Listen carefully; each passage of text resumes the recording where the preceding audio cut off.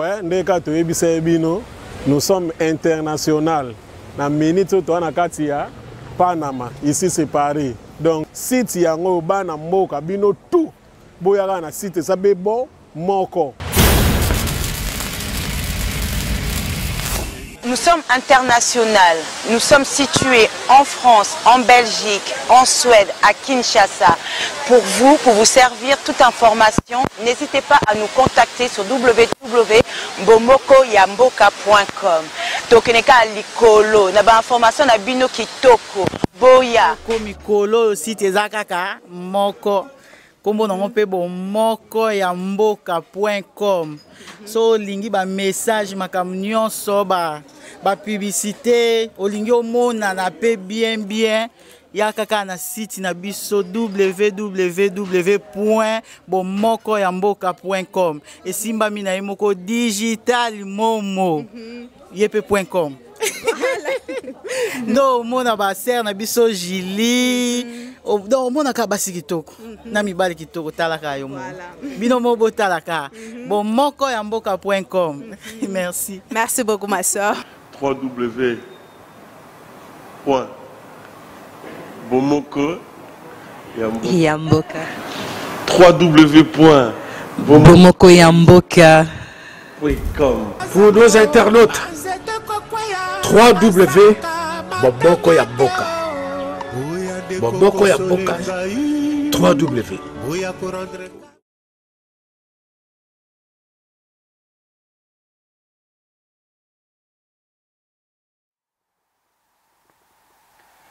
Mbote tuna balandia 3w.bomokoyamboka.com. Ezanga Abino Joël, la panthère noire, fille à son père.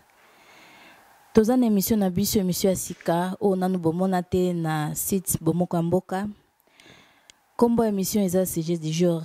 Na sujet du jour bobando yoka actualité nyoso ezoleka partout congolais azalaka eza na diaspora eza na mboka na biso. Na sujet du jour alelo na yamba mpaya oyo eza na bato bayebie eza na bao bayebie te. Yango wana ifona pesa ye place pour se présenter pour boye baye kombo pe bomonae mpaya biso oyo tozana ngona poko alelo. Bonsoir papa. Oui, bonsoir. Ok, se présenter pour bato ba otalo baye baso kyoza nani kombo fanda wapi. Ouais, merci tout d'abord Serge Joël na koyamba biso na émission sujet du jour. Vraiment émission mon kito on a sepelé na thème car émission et marqué biso sujet du jour ezawa bino oyo oyebi juste pour na ko s'identifier. C'est l'apôtre des réveils LG Peniel, fils légitime, il y a archevêque Coutinho Fernando. Donc, Raza, président, il y a mission de l'évangile à la croix de Christ, église camp de Gilgal, au siège dans Wezwami Awa, à Stockholm, na Suède. Donc, à ce qui me concerne pour le moment, yango. Quand on a eu un sujet du jour, bobanda umona bilonginyo so ba apôtre badiakre banani bango nyoso bando mona bango awa toza biso indépendante ezate ke il faut que ça la religion il faut que ça la nini bino nyoso bozaka welcome boya kaka tokende so sans plus tarder to bandi émission na biso yo moko lobi ki oza fils légitime ya archibishop Coutinho Fernando ouais là le quoi titre hein? C'est parce que dans la vie, tu as un enfant adoptif, tu as un enfant légitime. Donc, ceux qui te talent bien, ils ont moi, ils ont pembeni boy. Fils à papa. Ah, donc dans zela spirituel. Fils légitime. Ok, fils légitime. Mais il y a un enfant adoptif sur le plan ministériel.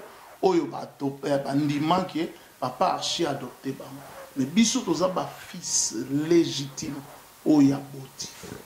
Donc né na moni vraiment na quoi na place à bien.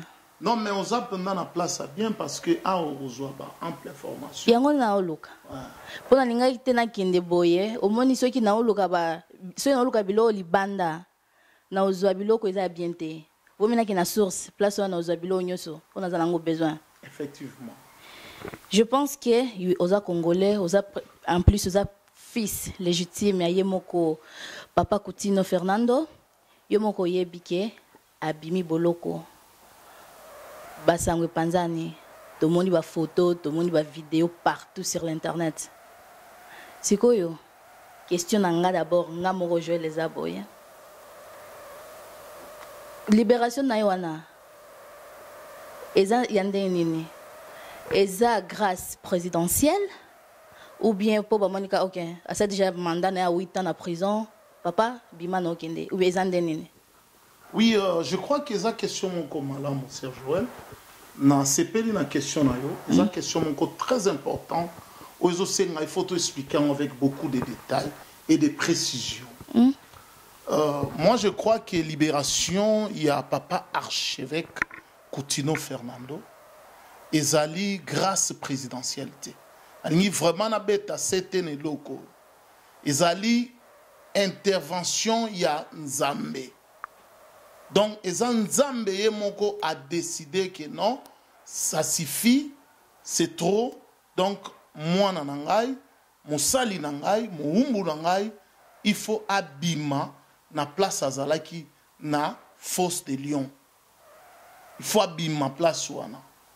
Donc batu ba pour na monique community batu ba ko welela, batu baza ko welisa par rapport ba misusu ba bimi ba komi au la récupération politique par rapport à grâce présidentielle.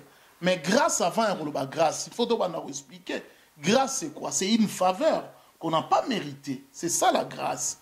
Mais Moutou a purgé 8 ans. Il y a peine il y a 10 ans. Que ça c'est une grâce. Est-ce que le papa Archi abimina état ou à côté de Non, non. Papa souhaite lever sa grâce. Ça veut dire que Azaki mtobima bolo côté. Donc, et moi, il a fallu. Donc, Azaki na mandat, il y a vu na mobimba na bolo kwana. Et en plus, yo moko ye makambambo quand ils ndenge zala. Parce que quand ils n'ont qu'à makala, donc. Oui, effectivement. Il faut pas. Donc, famille na bosanio. Balongolio na atana na buka ya lopango. Ceux qui ont na buka lopango balongolio. Oui, effectivement, tous na régime mon obiso télémélango personnellement. Tous les situations isolées quand na biso, les situations il y a occupation étrangère. Qu'on ne se voile pas les faces, on doit se dire certaines vérités en face. Ce qui est là, papa Archibakanga qui c'est à cause il y a déclaration patriotique où il y a ça qui sauvant les Congo. Étant un prédicateur de l'évangile, les premiers apôtres de réveil, il y a mission mondiale message de vie, na niveau il y a Congo, Oyo a memi atali a prêché, a révolutionné image ternie, il y a Batnanzambe. Batnanzambe liboso na Congo balaka na valeur. Mais Tangoye a révolutionné avec un message. Oyo exalaki message mongo captivant. Oyo batu nyonso balanda message wana ba accepta yango. Et puis batiango na misala. Donc image ya Batnanzambe koma ki respecté. Mais Tangoye a memi message wana. Donc aza visionnaire. Aroui otambola neti batu o bazolande na simate. A même message on a pendant des années. Aye se retrouver comme Monique non. Peuple na biso azaro souffrir. Mboka na biso ezo kende déjà na kufa. Voilà pourquoi abeta kimbela alobi sauvons les Congo. Et loko kangisi yango. Mais yé tolobate bakanga ke pona biso za retraite. Oyo a permettre ka kota retraite. Il n'a pas permettre qu'il va venir ça. Parce que tant que vous avez grâce, ça peut se contredire. Et c'est tant que vous avez grâce, ça peut se contredire par rapport à un traitement dégradant, inhumain, oyo à subir. À niveau, il y a géol, c'est-à-dire prison, à côté de Makalate, à l'écran, à kin mazière, à l'écran, à place belé, bolanda, vidéo, na discours à ça là. Aloba babiloko moko et toucha donc asibisa ce qu'on appelle humiliation molestaye Donc biloko moko oyo eza pena dignité na rana ye merci bisango. Mais andima parce que hier soka azalaki mutu oyo par exemple nde bato baloba ye azalaki na poto azonga na 2006 tango azongi na 2006 quelques jours après le 6 mai azongi et puis le 14 mai 2006 bakangi. Donc azonga azalaki préparé parce que nzambe na ye oyo ayebisaki na 2006 ke zonga na mboka na yo Congo nzambe wana akotaki na ye na retraite nzambe wana pe abimi na ye na retraite. Alors batu batika ko spéculer batu batika ko récupérer en récupération politique ezala te.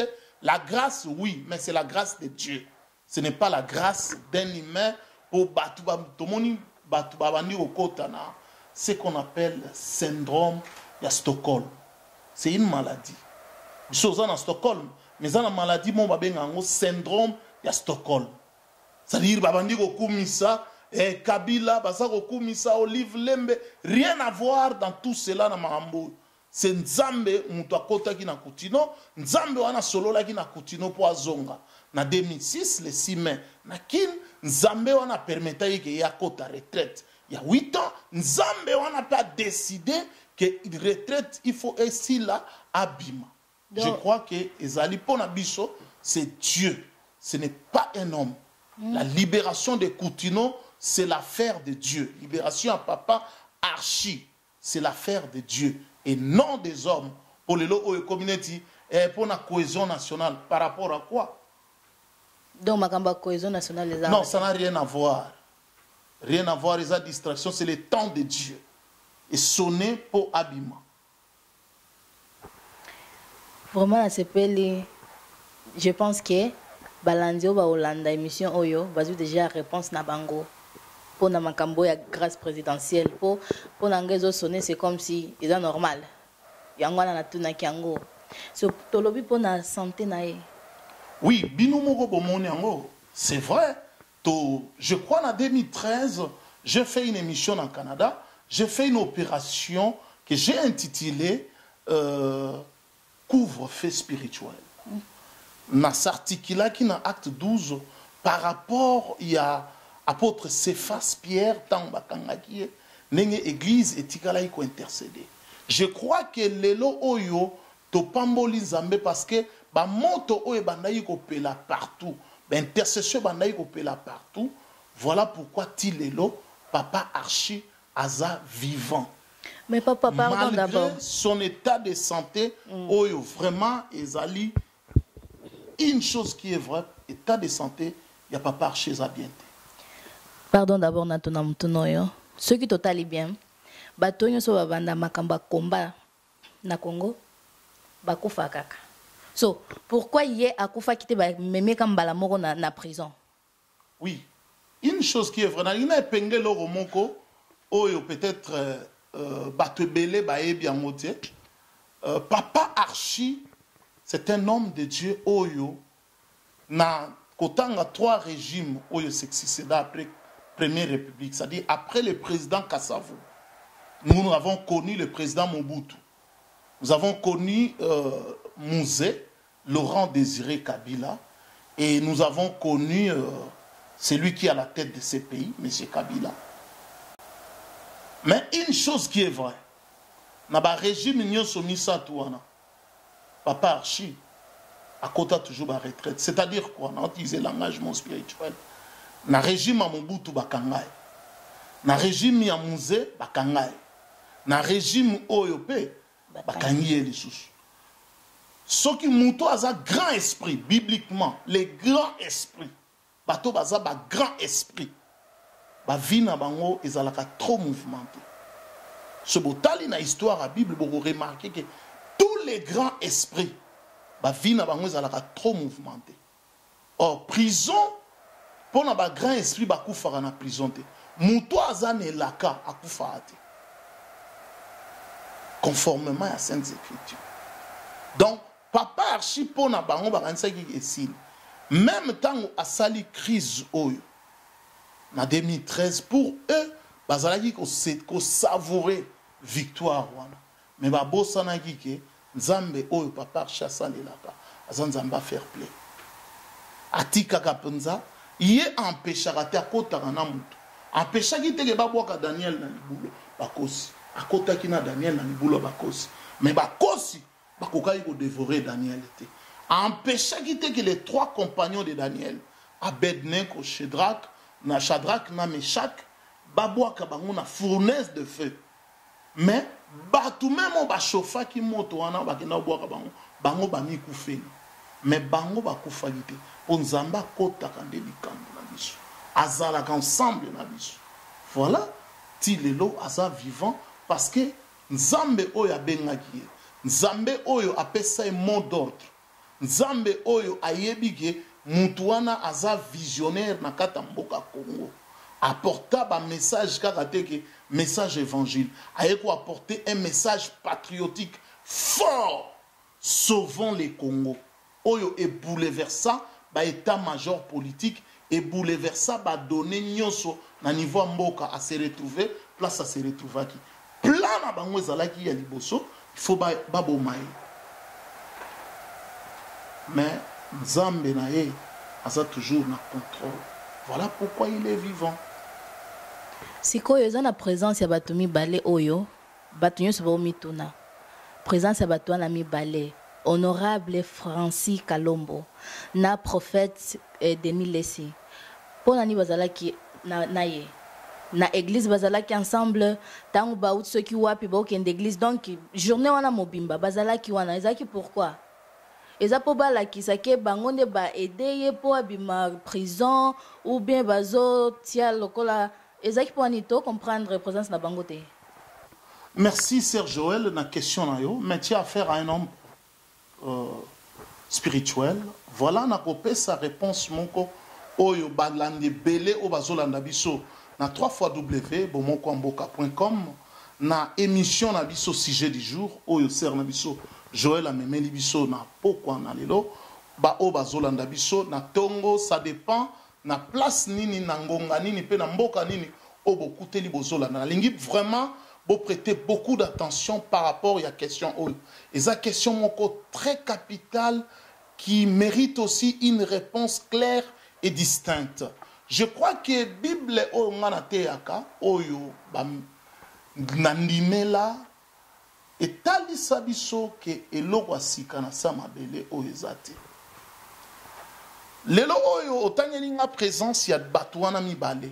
Mais ngana ko répondre yo na mukuse parce que ça question moko très important en ce na oti ke langa na expliquer moi muke présence ya bato wana oyo lelo ebeti bato mabaku. Oyo beti mabaku po anini po baza bato ya occupation effectivement yangwana baza bato à régime ya occupation parce qu'il y a pouvoir en place bato baza bango mutu baza ba bourreau ya papa Archi Koutino mais ba se retrouver wana maintenant expliquer le moko au moni Jésus-Christ tango Jésus-Christ alaki roi Jésus-Christ alaki nzambe Jésus-Christ ayaki na mukilio pona mobikisa. Jésus-Christ est sauveur et Seigneur. Mais à se retrouver qui gasali li sumute, à se retrouver que non, ba konzi o balaki na époque wana, ba s'élever contre ye pour faut ba kangaye ba bomaye. Tant ba torturer ye, ba salier, ba humilier ye, ba déshabiller presque à moitié nu, à se retrouver qui devant la foule bazala bachaki 3 croix. Jésus-Christ na pembeni na ye, na gauche na ye, na droite na ye, azalaki à côté ya ba brigand, ba meurtrier, batumabe. Mais Jésus-Christ donc a comment qui peut na rang. Moi je crois que papa archevêque Koutino Fernando a planifié que l'eau wana ti. Mais comme Batouana bakomangi, Batouana baye deux figures wana, baza se retrouver net les deux brigands, les deux meurtriers au bazalaki à côté à Jésus.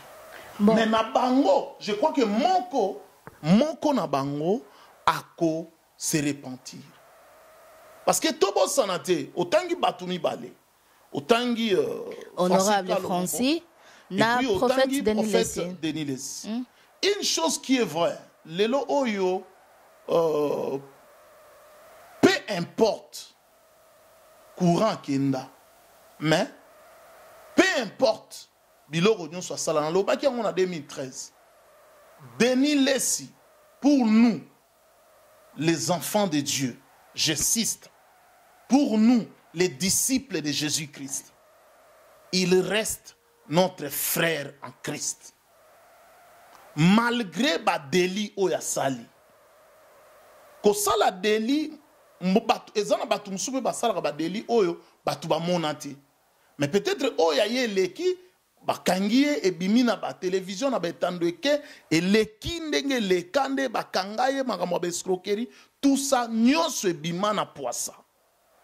Mais quelque part ate aga évangile. Ate aga Yesu. Et puis, avant même, à côté de Bandagondi, il faut reconnaître Papa Archi. Voilà pourquoi je dis, il y a des enfants adoptifs, il y a aussi des enfants légitimes. Denis Lessi accepta que Papa Archi a adopté Bango. Donc, Azala qui a la présence comme moi, adoptif. Comme moi. Parce que Azago reconnaît Denis Lessi, à reconnaître que Papa Archi, Archi Vezali, vidéo Ezali. C'est-à-dire, il est venu comme un enfant adoptif, que son père adoptif, Azalagi n'a pas de problème, Abimi, présence dans Azalagi wana. L'honorable Francis Kalombo, il sait, bon, on l'appelle avocat. Avocat, Azamutu Oyo, à côté de dossier tout. Azako défendre tozo mona même makambo menea Francis Kalombo est dedans babiloko ebele bimi ba makambo même ya ba Denise to mona ki avocat partie civile avocat Francis Kalombo avocat Francis Kalombo na dernière minute il se retrouver avocat Francis Kalombo et tant que avocat aye azalaki wana peu importe couleur na ye o yazanango mais présence na bango ebeksa biso liba kote. Parce que présence na bango, et ça que Papa Archi tango abimi akendaki na côté à pouvoir. Tango abimi aye directement na centre Rehoboth na Ngiringiri. Place quartier général, il y a mission mondiale message de vie à église communauté chrétienne armée de victoire Ezali. Ba yaki na siège. Siège, mais tu avant siège. Oui, effectivement, c'est tout à fait normal. Tant que tu as un siège, siège est place, il y a régime. Pourquoi tout le monde qui est serviteur, il y a régime? Parce que régime, on est un pasteur. Régime, on est un bishop. Régime, on est un prophète. Régime, on est Kishasa et Zamboka. Papa Archi n'est pas n'importe qui. Mais Papa Archi, mambo na zoloba, boyi autour na yango évangéliste Kiziami na lobela yango déjà. Tangu a koti retraite, nazo parler langage mongo spirituel. Ayebi ke batu oyo ba problème photo lobango. Papa Archi bakangaye, muto abima bourreau parti civil na ye, pasteur Ngalasi agri. Yé muto ba présenter, c'est-à-dire un pasteur selon bango pasteur wana mutu a cotisé pour azwa 10 ans ya prison. Sikoyo yé a sala oya ko sala a pardonna bango mais aloba na bango a senga bango que na lingi lisusu te ba pasteur de renom oyo nzamba éleva na niveau ya Kinshasa baya. Comme il y a toujours des récupérateurs. Tant de sali opération couvre-feu spirituel en 2013, on a interpellé la conscience yaba homme de Dieu. Vous avez vu l'évêque Pascal Mukuna a récupéré keloko wana akendagiti na siège kaka ya Rehoboth. Ba bima libanda te, ba tikala na siège. Siège wana zaneti ndakwa marque, tant ba kangai place ba bandai robondela. Soki ba bimaki, to ngado baki ba bimi libanda ya vision. Mais na centre Rehoboth wana ezalaki place oyo mabolongo ezalaki chaudière. Oyo tokaka mo ipe butu ba montagne sur montagne pour na situation oyo ekomi lelo. Je crois que ce qui papa Aza vivant, c'est grâce ya nzambe au travers pe ba intercession oyo bana na ye ba enfant légitime na ye ba fils légitime na ye ba fille légitime na ye ba oyo bazali éparpillé na monde entier moto o babandai ko pelisa partout par rapport à opération couvre-feu spirituel nde salike nzambe a exaucé mabondeli na ye aza vivant batouana rien à voir parce que tobimite. Et puis je crois na ko épingler le romoko le message oyo mama Bishop émis à Lobaki ezalaki clair. Le message c'était quoi? C'est kimia et pardon. Et ça na ba vidéo bokolandango alobi yebisa ndeko aza pembeni na yo kimia pe pardon. Alors moi je crois que ce qui réellement papa Archi azali mutu na nzambe il faut atikala na logique ya mot d'ordre o epesama ki jour wana voilà pourquoi ba onyo sobayaki a pardonné pezana kimia to bosana te Bible lobi rechercher la sanctification et la paix avec tous car sans laquelle nul ne verra le Seigneur. Asa mutu oyo amemi réveil asa mutu oyo asali musala puis aboti donc ba ministère est belé. Ba ministre est belé dans le monde entier. Oh Yazo Kamba. Voilà pourquoi c'est un archevêque. Azanana kakana katia mission mondiale de vie. Azana combien de archevêques évêques. Tu utilises en anglais bishop. Basé belé. Oyo kakana katia mission mondiale de vie. Et sans compter ba ministère oyo ekota endima que yé a chapeauté bango. Donc baza tellement ébélé. Moi je crois que message wana ezali message oyo ya apaisement, paix et pardon. Habité sur ba question monsieur ezali. Yo ba question monsieur César. Mais il faut d'abord batuba y baké présence il y a les deux personnes wana ezala ki moko azaki soi-disant avocat monsieur père enfant adoptif. Effectivement, effectivement, présence tabango so ezalaki wana ezalaki dit na simple eloko wana.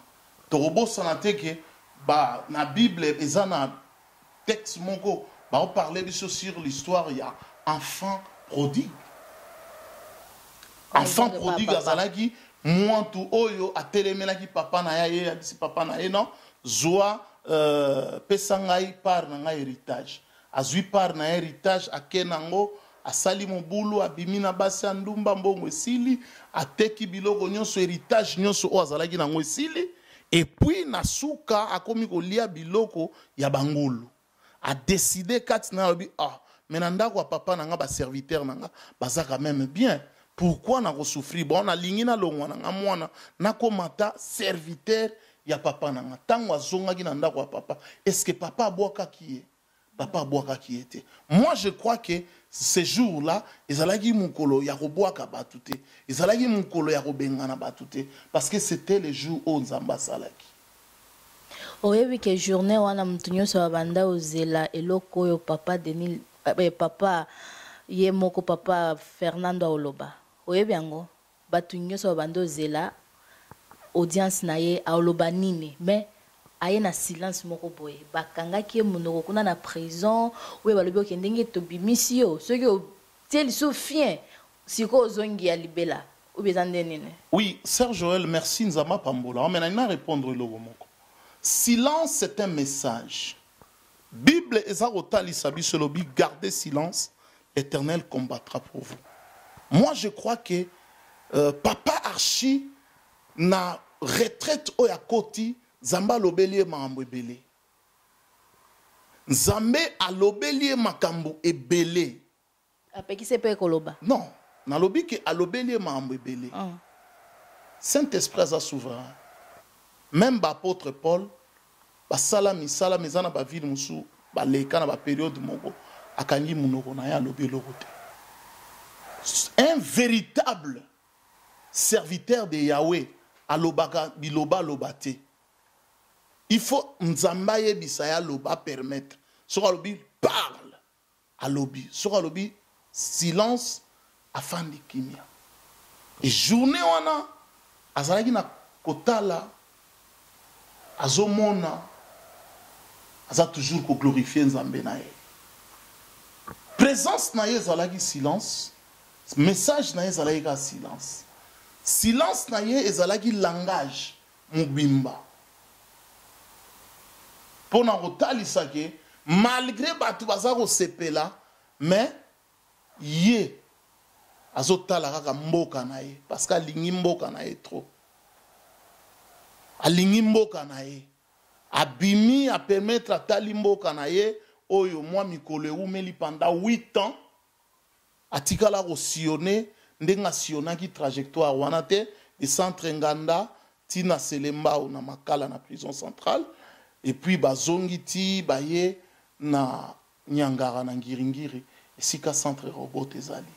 Donc quelque part état de santé na ye et bandayi ko permettre était ce qui botali aurait remarqué que c'est un triomphaliste. Mais azalaki incapable à tombola liboko na enenga mesana kochave na e même pendant 2 minutes.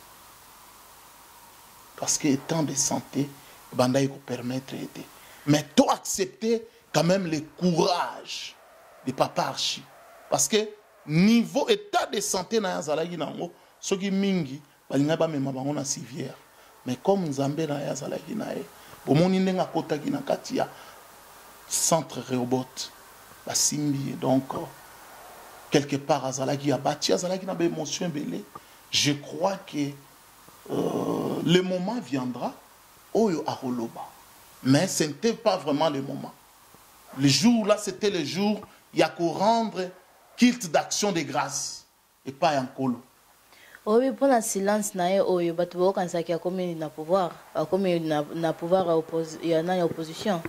Oui, je crois que atikala jamais kozala na côté wana et soki lelo a umeli ndenga umeli 8 ans, c'est à cause il y a fermeté puis il y a position na ye.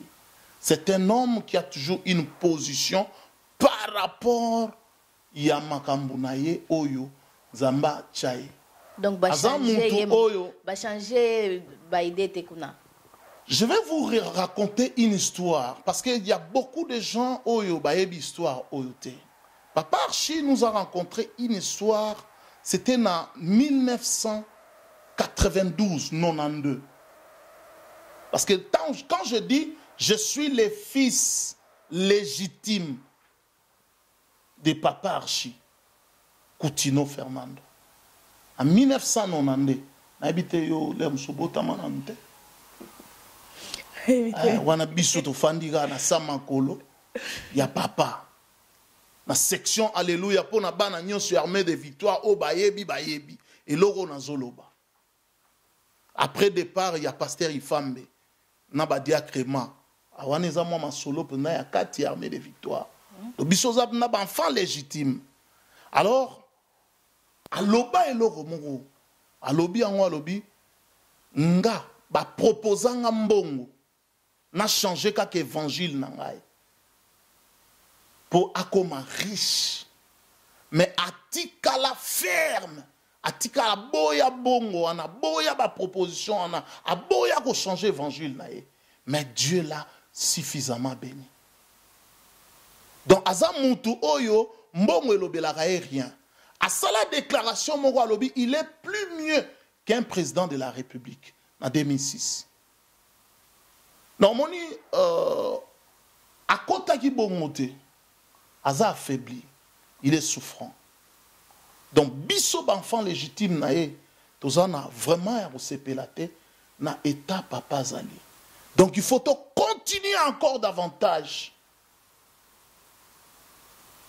Jusqu'à ce que bima penam libanda aya a continuer bas soin faut avoir traitement approprié na libanda ya mboka. Donc place à ko soit traitement approprié ezaka awa en Europe ou na Amérique.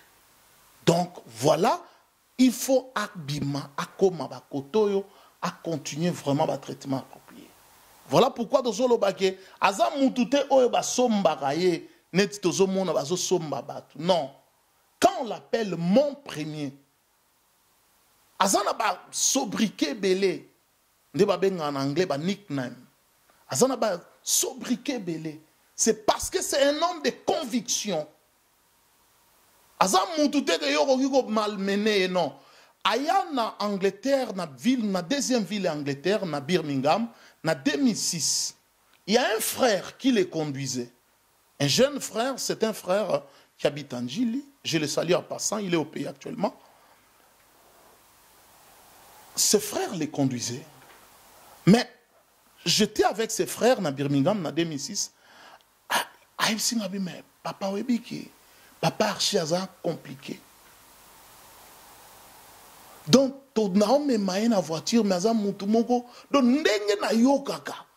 Ah, papa archi Coutinho Fernando. Mais na conduisa mais na trouva que mutu aza compliqué. Libanda eza katite. Batu mingi ba critiquer, ba zoloba po ba yebi mutu wana bien te. Mais biso oto yebi jamais coûte a ko se retrouver na elwana. Soka beti 8 ans. C'est parce que aboya qu'on se contredire. C'est un homme de parole. Aza montoyo, aza homme ya fermeté. A changé sa position na été. A te pakate. Aza monto aza yebi soka chima kolona e a tchaka mouvement avec assurance. Voilà a choisi ça la part ya Congo. Voilà le bas sauvant les Congo. Aotika n'a jamais trahir ma belle nae. Donc moi je crois que et loko oya sali a côté déjà nanal et histoire. Voilà. Donc on a évité ceux qui n'a répondre moi mouké par rapport il y a question na yo que non a commis na elle il y a au pouvoir ainsi de suite non. Non. Sosikoyo yo mtoza mwana au continuer combat ou bien au solo magamba combattre. Oui, effectivement na Nathalie c'est le Congo. Les combats mouvement à sauvant les Congo. Et botamment en 2003. Sauvant les Congo na comparaka on est une naissance ya Jésus. Ou naissance ya Moïse.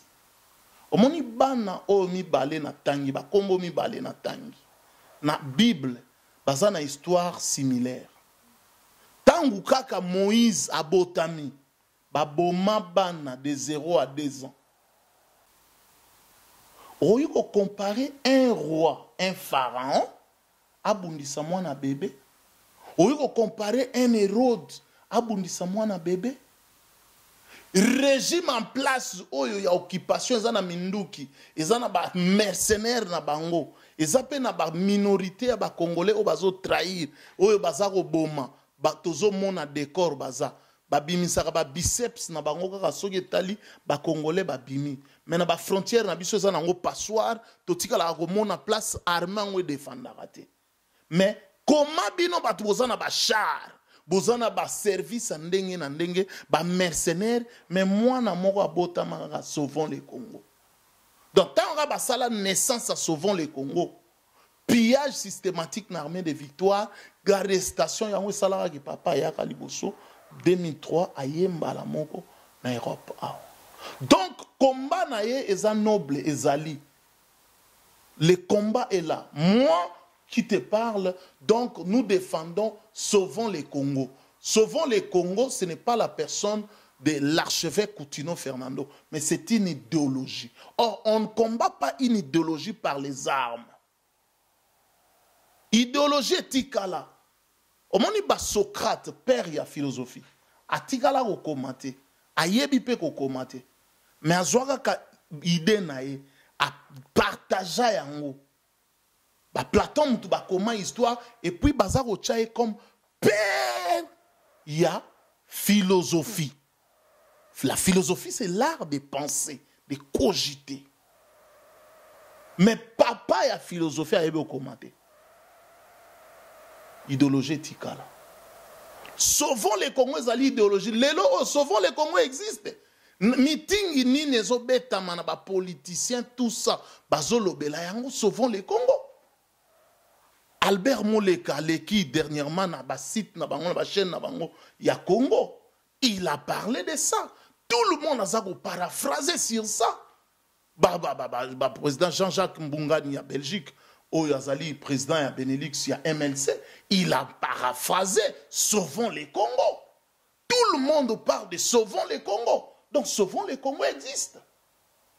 Sous une autre forme. Sauvons les Congo ezali malgré pour na bango ba mona ke ba boma yango. Mais Sauvons les Congo existe. Nous autres nous sommes Sauvons les Congo. Partout nous passons, nous parlons du Congo, nous défendons le Congo avec cet esprit-là.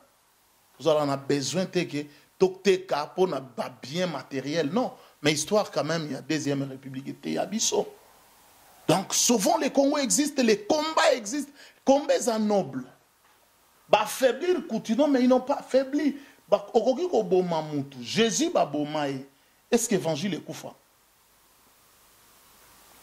Évangile les autres à mati lelo. Satan oya bomae.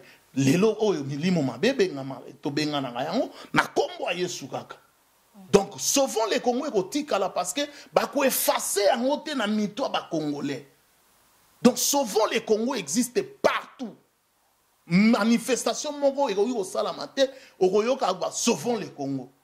Donc c'est que continue est toujours en actualité, combat naie eza toujours en jour. Donc les combats continuent.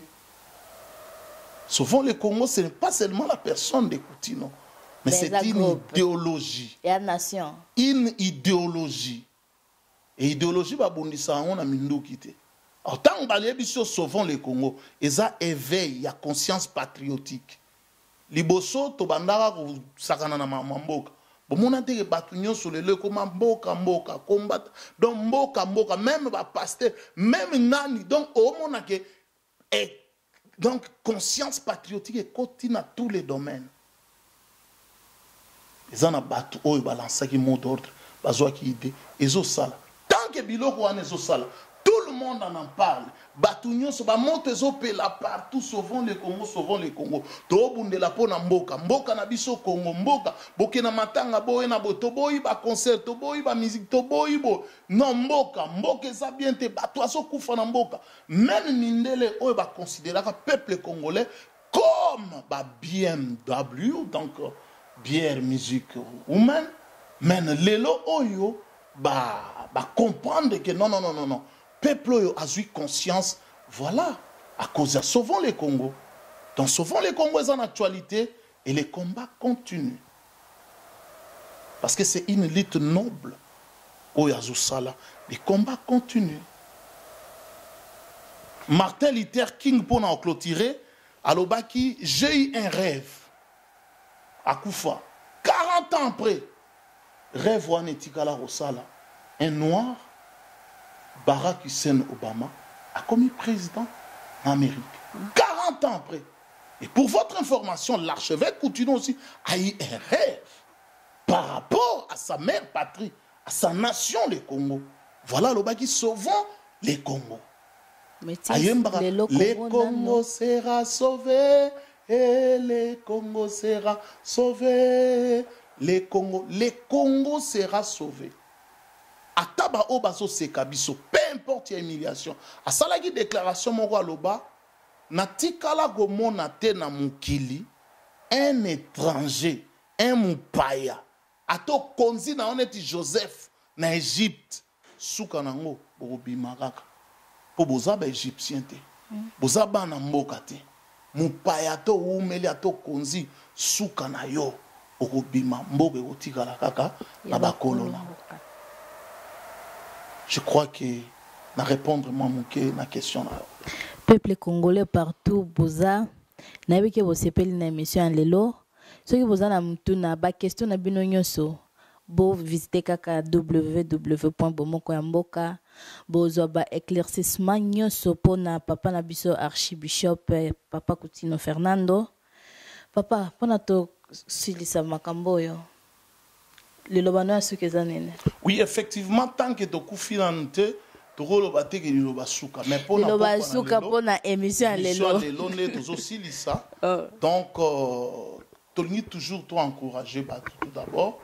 topesi nzambe merci na ndenge a permettre te que papa archevêque Coutinho Fernando alala ndenge a permettre te que papa archevêque Coutinho Fernando azalaka na retraite forcée place azalaki lelo oyo batu nyonso bakangi minoko na bango omoni ndenge bango mo bakangaki ye ndenge bango mo pe babimisi ye parce que ba comprendre que non mutoyo aza ya nzambe bameki baboma bakoki te kote tu bazokende baprise nyonso baokende nango baokutanaka na nzambe na nzela na bango baomona ete bautilize batactique nyonso oyo bazoutilize batactique nyonso ya koboma bato ya poison biloko ya ndenge na ndenge mais une chose qui est vraie nzambe azalaki toujours na ngambo na ye.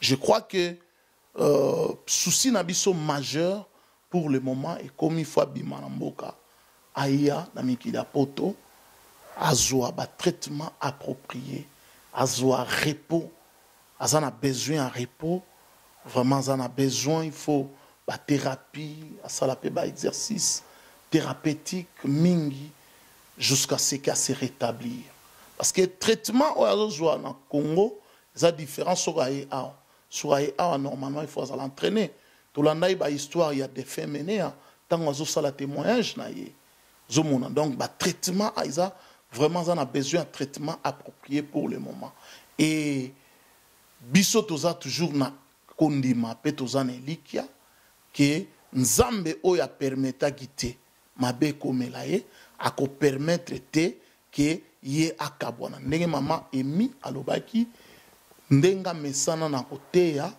tokolanda bamateya na ye azana mambo ebele ya koloba omoni 8 ans abandai kokota na 9 ans donc chiffre 9 ezalaka chiffre accouchement il a fallu accouchement et ça donne libumu ya papa archindenga zawana azana makambo ebele oyo ya koloba par rapport à l'église ya Congo par rapport à basali dans Zambie ya Congo par rapport à peuple congolais parce que yé alobi sauvons les Congo tant biso doza ba congolais ezalo sambela raté ezala oza enfant de Dieu oza athée oza païen peu importe le Congo est un et indivisible nous sommes des Congolais c'est-à-dire à part la croyance dans biso nous sommes tout d'abord des Congolais alors ndenge azana message wana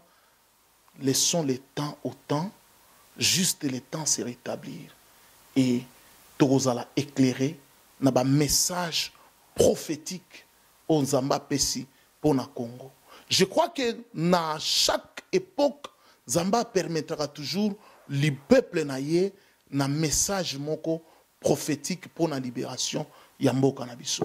Vraiment na sepeli mingi na émission na yo sujet du jour. Effectivement, c'est le sujet du jour où ils ont la une malgré Batouazolo Bébélé, mais il fallait quand même tout expliquer par rapport à la situation de Ngezoleka. Donc, pour conclure que libération ya papa archevêque Coutinho Fernando, ce n'est pas la grâce présidentielle du Congo, ce n'est pas l'avocat Francis Kalombo, gloire là où il n'y en a pas, parce que qu'est-ce que le Francis Kalombo a fait? Il n'y a rien fait.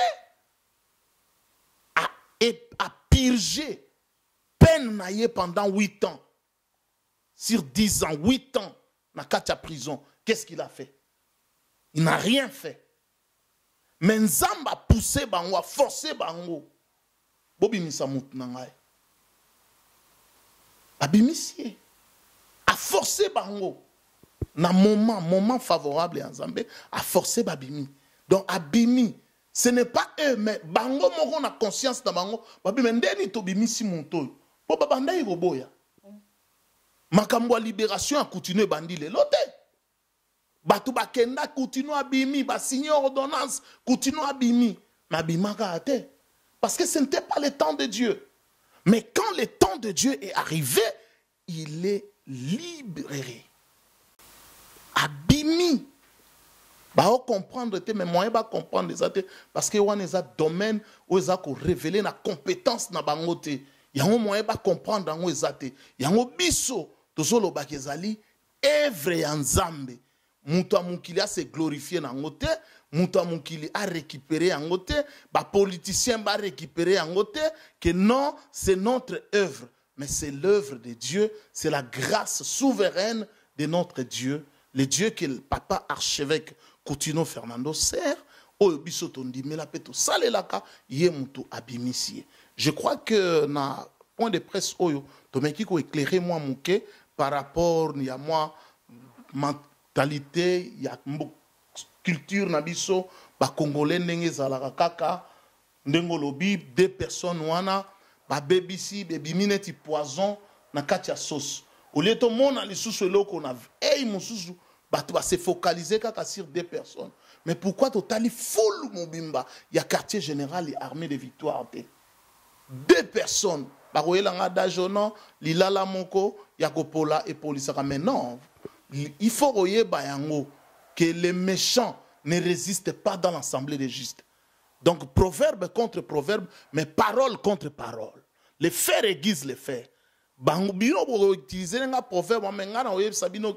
méchants ne résistent pas dans l'assemblée des justes. Voilà pour mon acquis. Ma position, Bible lobi, tout genou fléchira et toute langue confessera qu'il est Seigneur à la gloire du Père. Voilà mon acquis. Bah foukami, bah on comprendre pourquoi bah foukami. Mais bah foukami, ta maman elle bah moutounion soit foukama. Au moment où bazala est sous la contrôle parce que ça c'était le contrôle du Très-Haut. Une parole prophétique, une parole d'autorité. Quand cette parole est sortie, bah foukami bah onyos.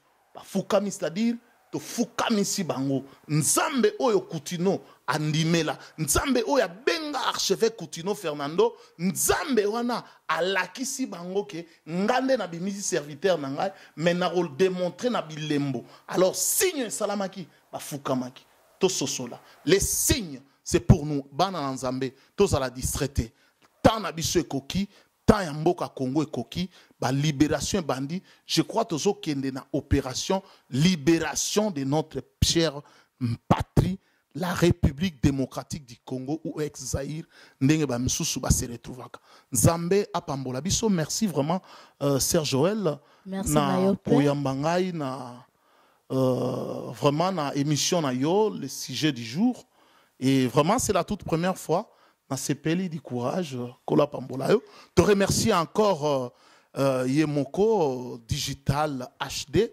Patrick Momon vraiment te remercier site na biso à www.bomokoyamboka.com na opportunité au bapesi biso pour ko parler sur la situation il y a papa Archi par rapport il y a libération naie par rapport à état de santé naie par rapport il y a quelques points au bandai au sala passi et puis te conclure que biso toza atteint un syndrome il y a Stockholm te jamais torutika la kokumisa ba bourreau na biso je crois que na pesi une fois encore merci de rien Nzamba pambola yo mutoza atteint un syndrome à Stockholm na kanisi ki ozi ba réponse na yo place oza makambo ya papa Archi eza mulai mais soki olingi obendango ekobenda na pe yo tondi te na ba réponse oyo yo tindaka ba testo na yo tinda ba mutuna na yo nyonso toza na papa na biso aza mieux placé a pesa biso ba réponse oyo eza sûr et certain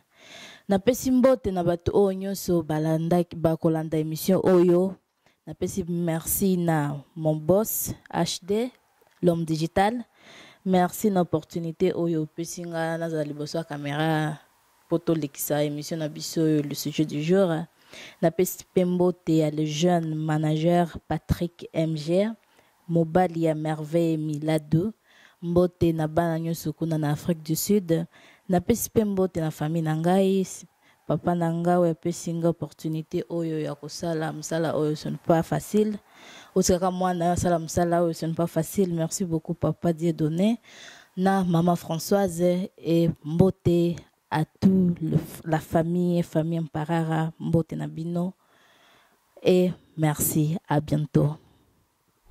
Ouais, nous sommes internationaux na minute oyo toza na kati ya Panama, ici c'est Paris. Donc site yango bana mboka bino tout boyaka na site ça be bon moko. Nous sommes internationaux. Nous sommes situés en France, en Belgique, en Suède, à Kinshasa. Pour vous servir toute information, n'hésitez pas à nous contacter sur www.bomokoyamboka.com. Tokeneka likolo, na ba information na bino kitoko. Boya. Mikolo site ezakaka moko. Kombo nango pe bomokoyamboka.com. So lingi ba message makambo nyonso ba publicité olingi omona na pe bien ya kaka na site na biso www.bomokoyamboka.com. Esimba mina yemoko digital momo yepe.com. No mona ba ser na biso Jili do mona ka basi kitoko na mibali kitoko talaka yo mo bino mo botalaka bomokoyamboka.com. Merci. Merci beaucoup ma soeur. www.bomokoyamboka. www.bomokoyamboka.com. Pour nos internautes, www.bomokoyamboka. Bomokoyamboka. www.